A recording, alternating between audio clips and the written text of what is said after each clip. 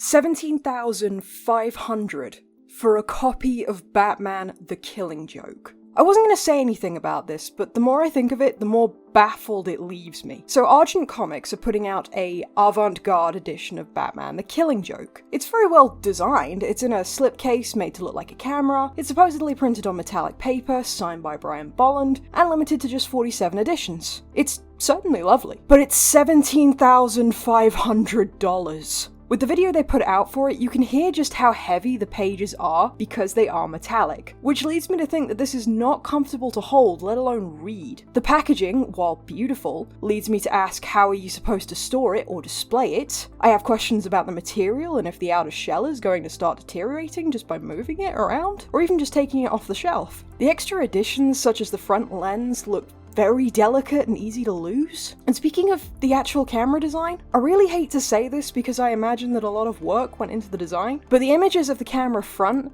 essentially the front cover of the book, it doesn't look like the front of the camera Joker is holding.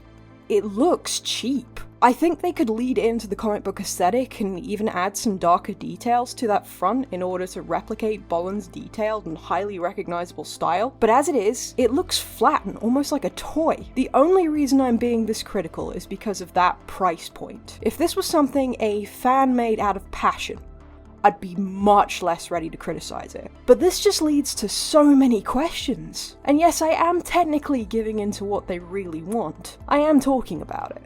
I get it. But how can I not say something? In my opinion, if you really want a really nice, oversized version of The Killing Joke, get the Absolute Edition. It's well designed, well printed, and also has both versions of the coloring. To be honest, this looks like the trend that's been happening with people like Logan Paul and influencers jumping into seemingly niche markets. They see that these areas have a lot of fans, and instead of trying to sincerely approach it with a want to engage and understand, they see dollar signs. Would you buy this if you had the money? Personally, I'd rather own an original. I have a facsimile, and that experience of seeing the issue how it was originally presented was so much more meaningful to me than this overproduced cash grab. The sad thing is, all 47 copies of this will probably be purchased. They'll end up going up for resale and fetch ridiculous prices, because that's what people do. That's the way the world and corporations work. Honestly.